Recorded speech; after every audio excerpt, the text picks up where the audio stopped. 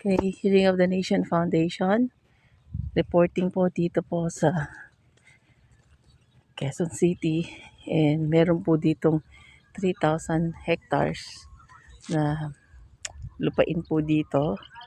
And meron po ditong 300 household family po dito sa loob na to.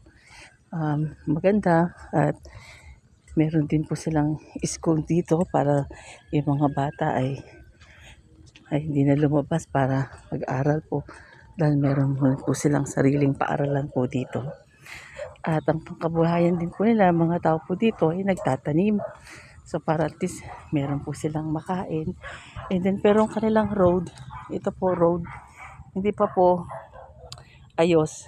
Pero itong lupain na to ay gagawin po nating community project at saka livelihood program para meron na rin silang pangkabuhayan po.